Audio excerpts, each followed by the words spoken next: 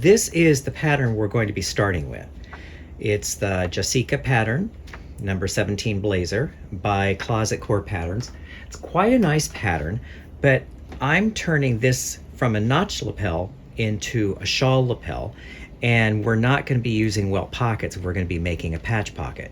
So there are some alterations I'm going to be doing to the pattern before we begin, but I just wanted to show you this is where we're starting. So off to the pattern. Now you can see here that I copied all of that work on fresh paper. So you can see all of this is done.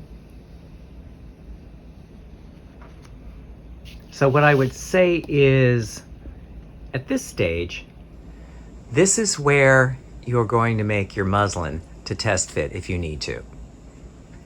And once you have all the adjustments on the muslin brought back to the paper, then we can draft the shawl lapel. Before we draft the shawl lapel, we need to pivot this dart out to here. So what that's going to look like is we want to draw a line to there, and then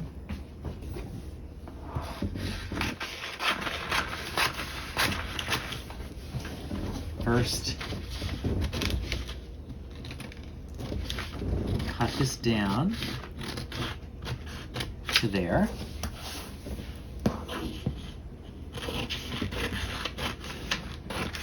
And cut this over to here, leaving it hinged right there.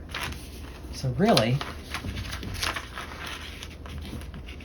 pivot that closed.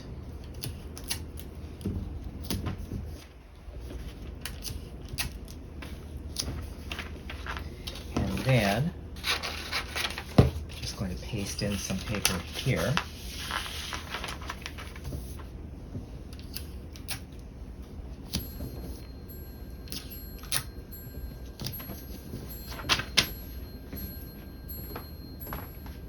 It's 11 o'clock.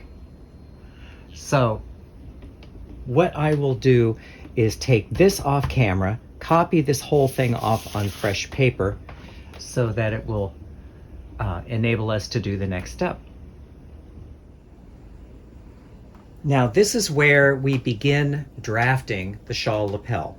This is what's called an all-in-one collar, which means that the collar is cut as one with the bodice front.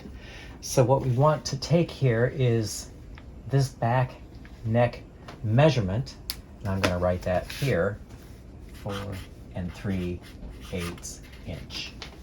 So now we can put this aside.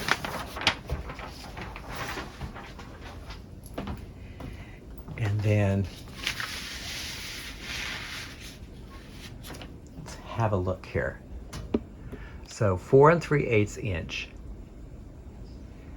So what we want to do on the front is establish the V-neck. So right here where the break is, I'm going to do this in colored Sharpie.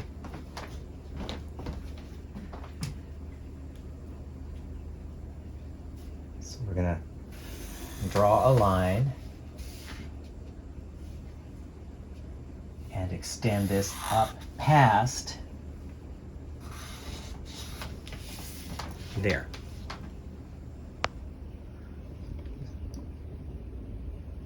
So the next step is, actually let me slide this down a little more and it'll be a little easier to see.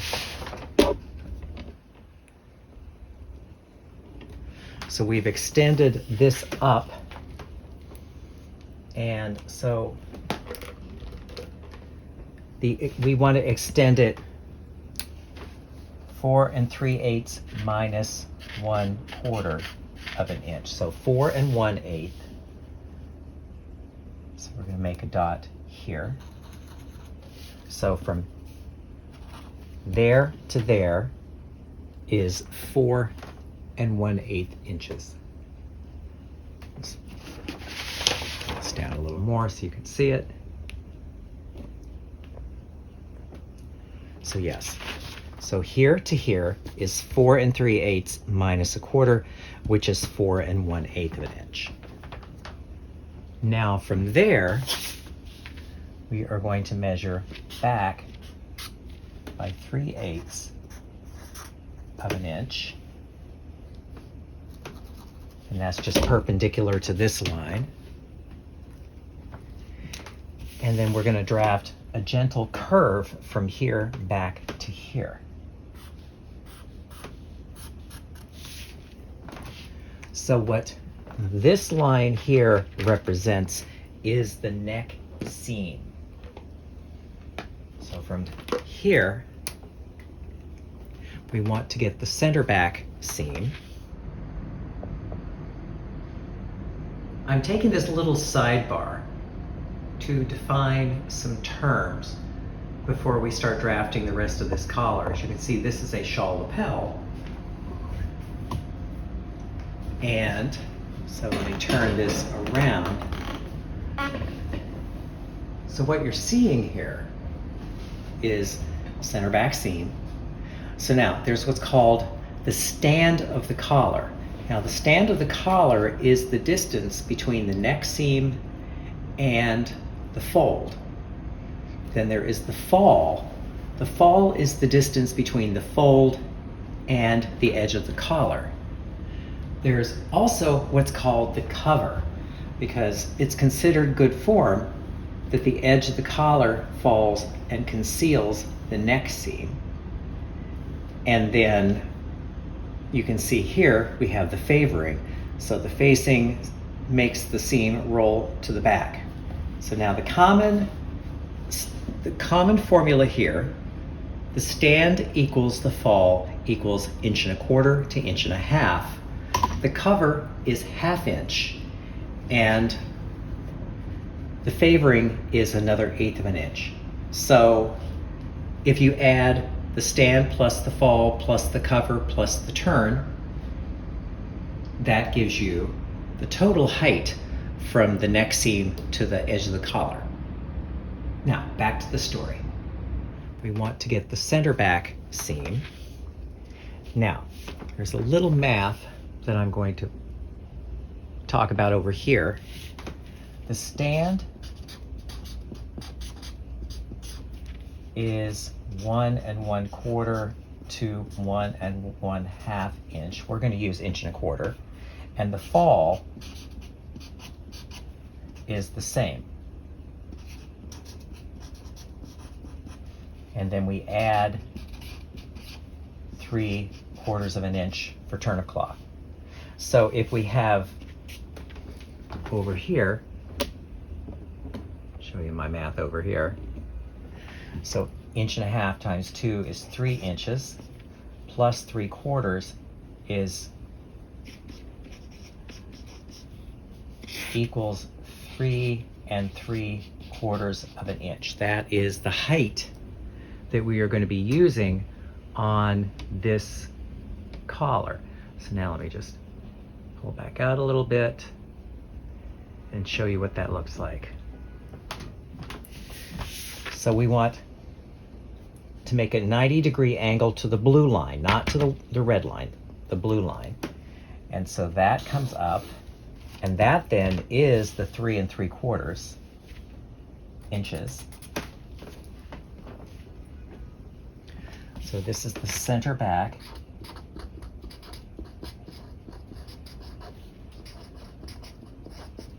Seam.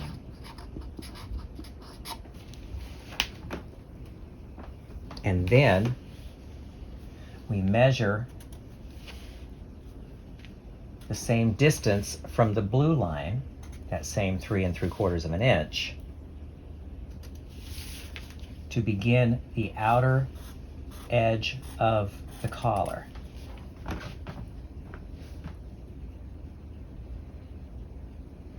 So next, we're going to start figuring out what the shape of the shawl lapel is and how to draft that.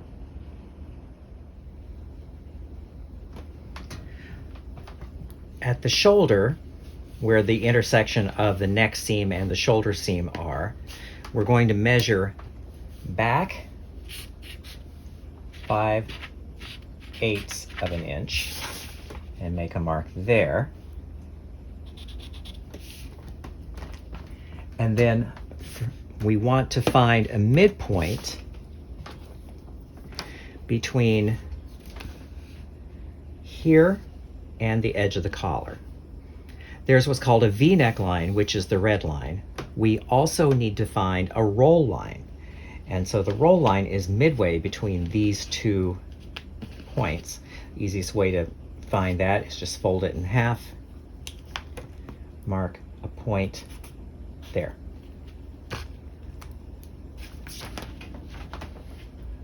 So we have that. Now let me zoom out, because this is where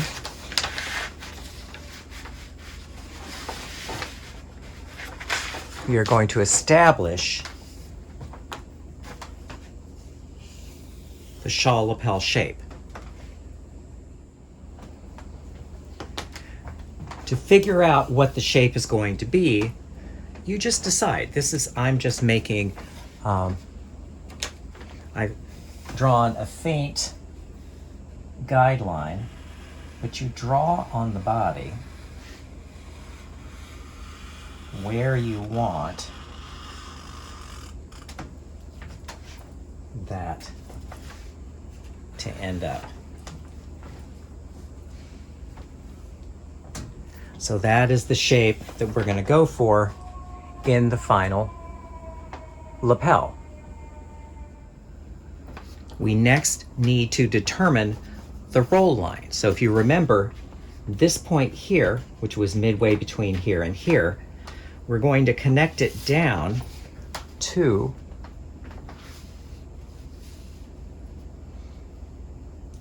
the V-neck line. So that then, this blue line is going to be the roll line. Now, what I like to do as well to accommodate turn of cloth, I'm going to draw just a dotted line, which is just for drafting. This will not be needed in the construction. That is 1/4 inch, The dotted line is 1/4 of an inch out. So from here, I'm going to go off camera and fold the paper along the dotted line and bring it back.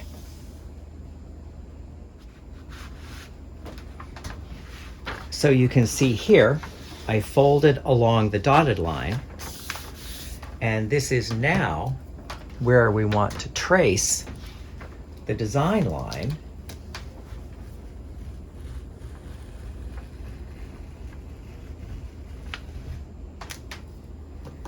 So then when we unfold the paper,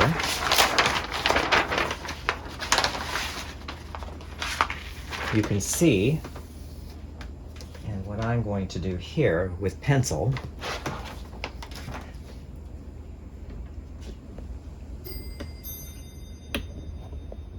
here we are. You may get a little mismatch here, so you just blend there. And then just, there you are. So then here,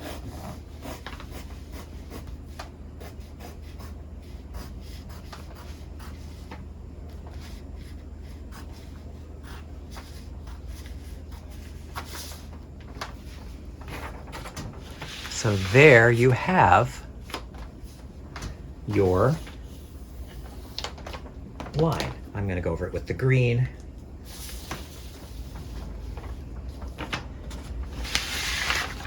And so here we are. We have the shawl lapel drafted, and we are ready now to generate the other pieces. Now, one more little aside before we actually start generating the other pieces, which is the roll line and the length of the roll line. So the upper end of the roll line is up here, but what I like to do for the lower end is you want to measure up easily somewhere between 3 and 4 inches.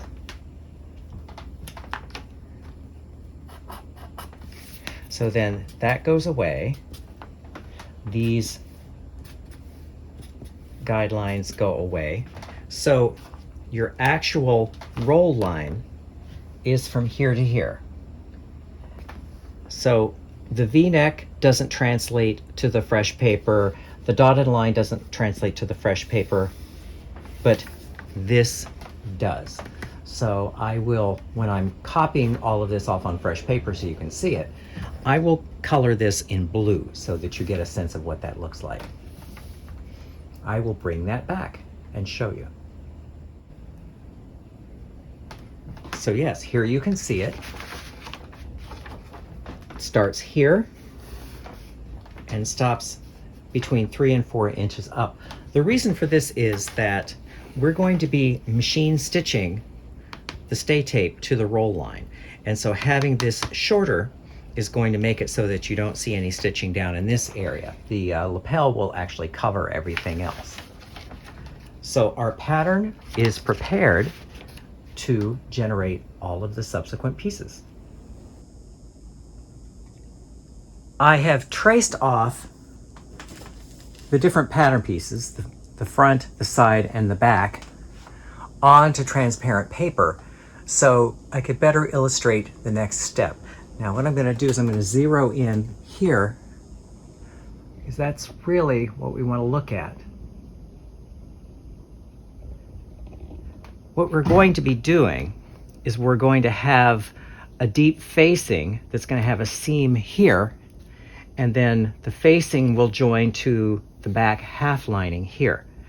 So what you want to do is to put your stitching lines together, and this is, I'd say, about 6 inches down from the armhole. This is, say, 5 inches. If you have a little bit of curvature, you can just sort of ignore that because this is on the inside. So this way we can make the back lining, and we can make the very deep front facing. So that's why I zeroed in there. Now I'm going to pull back out, and I will draw the lines where I'm going to put them on the pattern. So we're going to draw this on the main body. Sorry about that. We're going to draw them on the main body, and then I will trace them off as separate pattern pieces. So down here, this is roughly, this looks like it's about a little over 6 inches from the front opening. You want a deep facing to cover the dart here. And so this is going to come up. And so again, 6 inches down from here and 5 inches or so down from there. And so I'm going to put this seam here. That's going to represent the seam. So then I'm going to draw.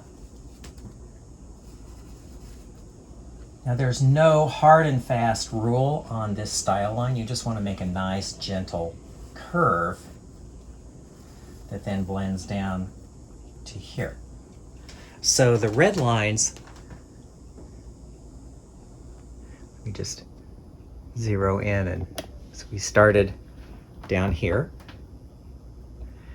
and we drew up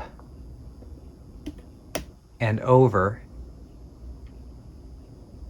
So what's going to happen is I'm going to trace this portion here off for the back lining,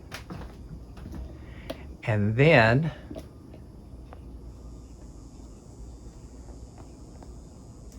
I'm going to trace this, all of this off all the way down to the hem and over as the facing. So we have the facing on one side, we have the lining on the other, and the seam allowances here will be finished with Hong Kong binding. So we'll cover that later. But this is how we put the pattern together to generate the pieces for the lining and the facing. So I will go off camera and trace all of these onto fresh paper, and we will continue. So here we have the two pieces generated from the last section. This is the front facing, which is very deep facing. This is the back lining. So I'm going to zoom in here. So there you have the back lining and the front facing. Now, there are some adjustments we need to make to these particular pieces, but I just wanted to show you the pieces themselves as generated from the main draft. Next, I will show you the adjustments starting with the back lining. There are really two adjustments here, one of which is to add a back pleat. This can be 3/4 of an inch to an inch, because this is going to cut on the fold. So that will be the pleat, and then cut on fold. So that is added to the center back, so we have a little bit of a pleat here. And then the shoulder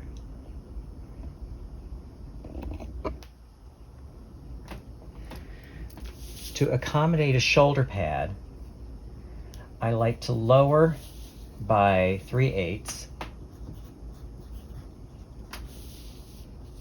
and redraft this line here. So that line will cancel. So we have that shoulder line, and we've also added 3/4 of an inch. You can go a little longer. You can go an inch pleat if you want. These are the two adjustments now to the back lining. Now we'll move on to the front facing. So here we have the front facing, and I'm going to start at the top and work my way down.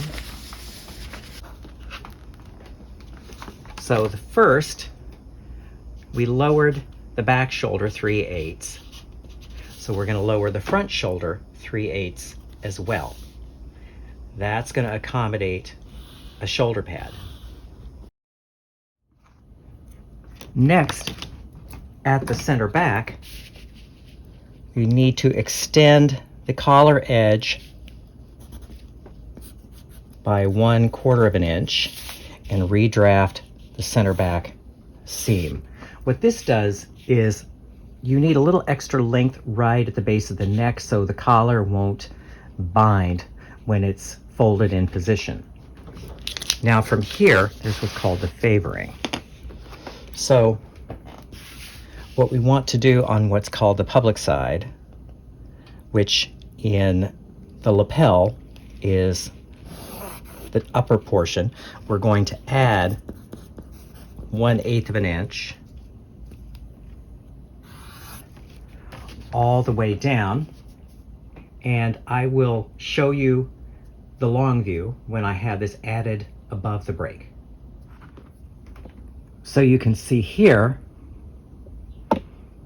I have added the 1/8 of an inch all the way down to the break, which is right here. And then from here, we're going to subtract that 1/8 of an inch, because we want the seam to favor towards the inside of the jacket below the break.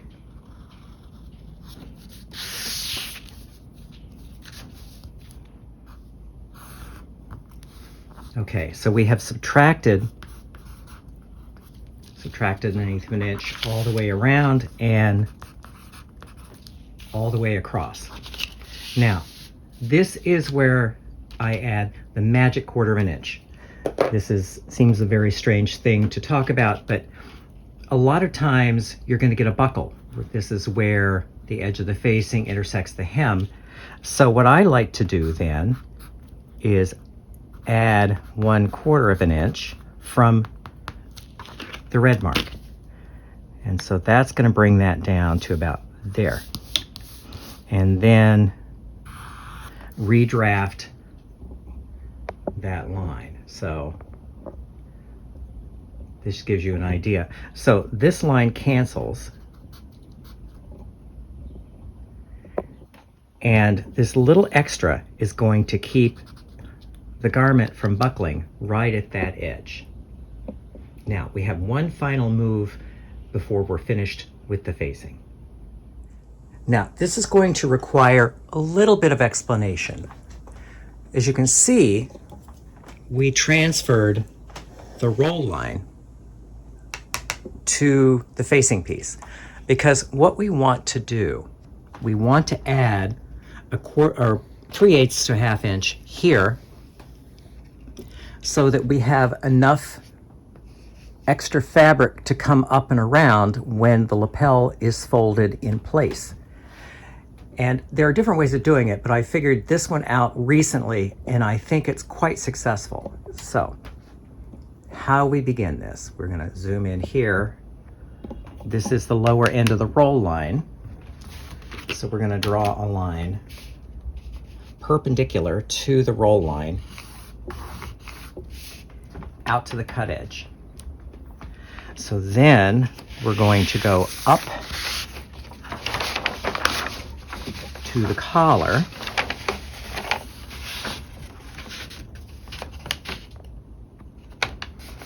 and we're going to draw a line from the upper end of the roll line perpendicular to the new center back, roughly perpendicular.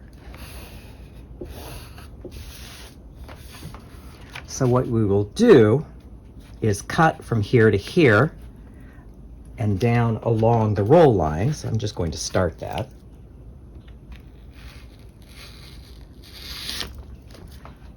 Now let me zoom out so you can see the entire operation. And cut over to here. And we're going to cut up along the roll line. And this is just in the paper. You don't have to do this in the fabric. And so now I just want you to see what we're going to do. I'm going to do it first on the table and then I'll add paper in, but we're going to slide this parallel 3/8 to 1/2 inch. 3/8 if it's a relatively thin fabric, 1/2 inch if it's a thicker fabric. So what you can see, let me just adjust and zoom in just a slight bit. What you can see is we've added enough fabric here and here. This is going to give us enough to get up and over the turn when we actually construct this. Now I'm going to go off camera and tape in some paper and I will bring you back the results. Now you can see that I drew a line 3/8 to 1/2 inch from this cut edge, from the roll line. And really, so now it's a matter of lining it up. So we're going to line it up here. If we get a mismatch, we'll deal with that in a moment. We line it up with that line and we just tape everything into place. So here we are, and we're taping everything into position. from here, we just want to redraft this line so that it's straight. So here we've added the turn of cloth and all along here. So now we go back down to the other end of this roll line. Really, here we just blend. And it just takes care of itself. So here we have the completed body front facing. Now I will copy this off on fresh paper to get rid of any lines I don't need. But we are finished with the adjustments we need to make to this particular piece. We want to draft a body interfacing next, so we're going back to the body front pattern. And if you remember, this line here is the edge of the facing. So what we want here is we want the interfacing to sit inside so that it hides. So I'm going to start the interfacing, and the interfacing can be like 3 or 4 inches. It doesn't have to be the full width of the facing. And so you're going to start down here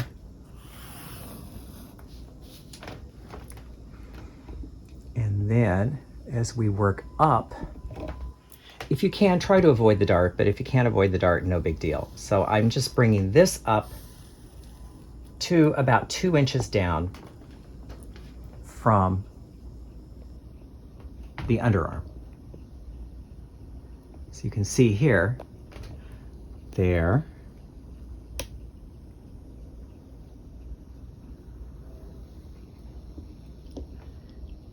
stops there. So now, let me zoom out. So what we will do is to trace out this, all of this, make sure we have our center front line, grain line, and our roll line on that piece. This will be made out of canvas and muslin. So I will go off camera and trace that out and bring you back the results. So now you can see this is the main body where I traced off the body canvas. This then would be the body canvas. Now let me just let you get a good look at it. So yes, we have the roll line, we have the grain lines. There we are. There's the roll line. We have the grain lines. Now this is cut out of canvas, but there you have the body canvas. Now, next I'm going to recap the different pieces that we've created for the body of the jacket. So to recap here, we have the body front with the shawl lapel drafted onto it. In the middle, we have the body canvas. And on the left, we have the body facing with all of the adjustments made to it. So these are the 3 pieces that get drafted from the front. Now let's look at the back. So here we have the body side piece, we have the body back, and if you remember, we joined the side with the back in order to help generate the back lining, which is here. Now the back lining, just as a little reminder here, so this here, that seams to the front facing. Now this notch here represents that seam there. So you know where these two match up. So now we have the main body pieces, but we can't forget the sleeves. So that's what we're going to create next.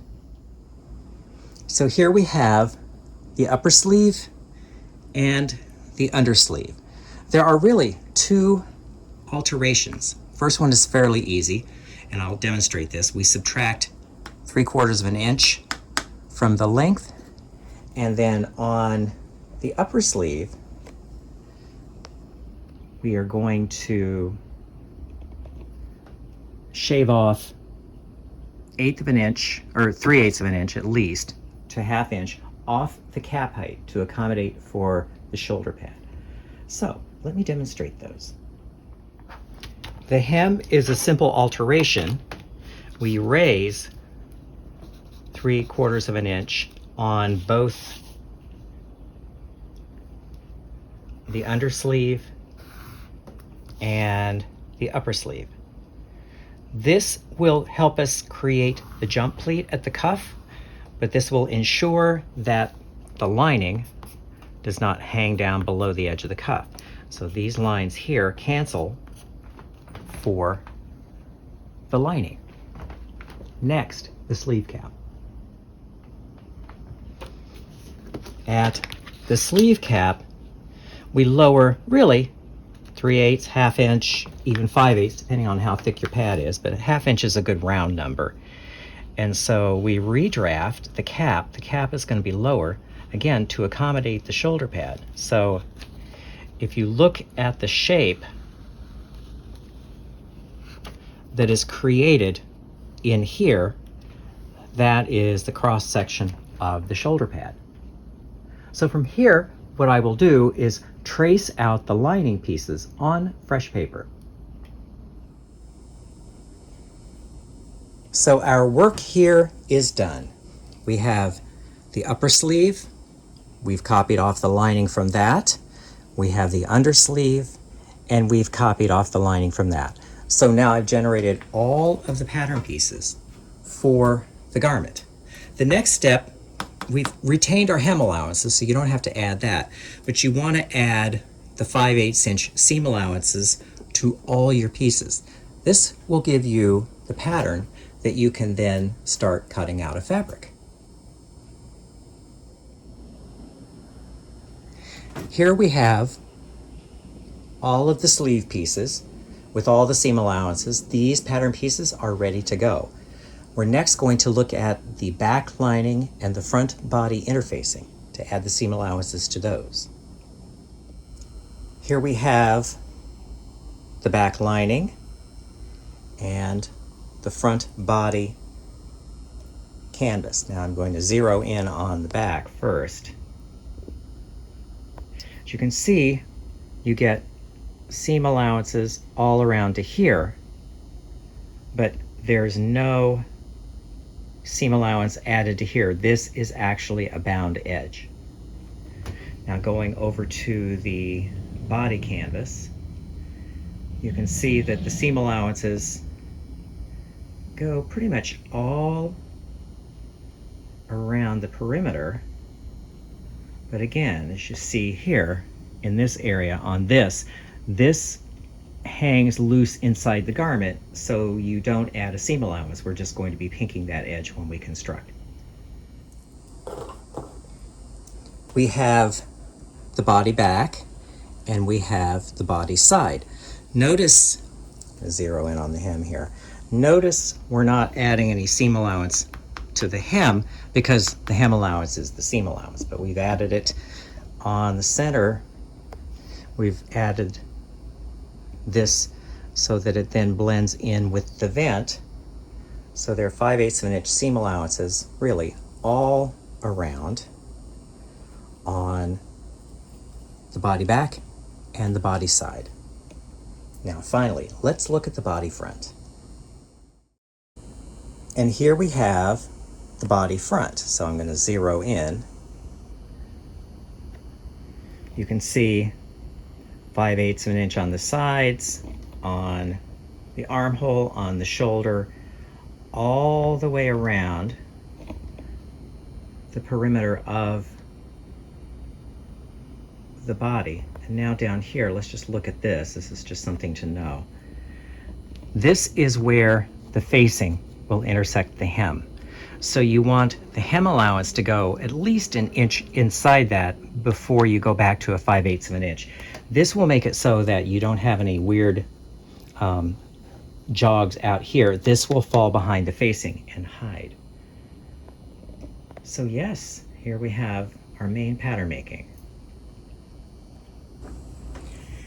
So now we are adding seam allowances and 5/8 of an inch side, 5/8 of an inch armhole, shoulder, neck, center back, and all around the edges. Now the thing to note is that the seam allowances are actually made to the adjusted lines, not the originals. Now one other thing to look at is that this edge here is going to be a bound edge, so you don't need a seam allowance there. So now that we have all of the pattern pieces, we can begin to cut fabric.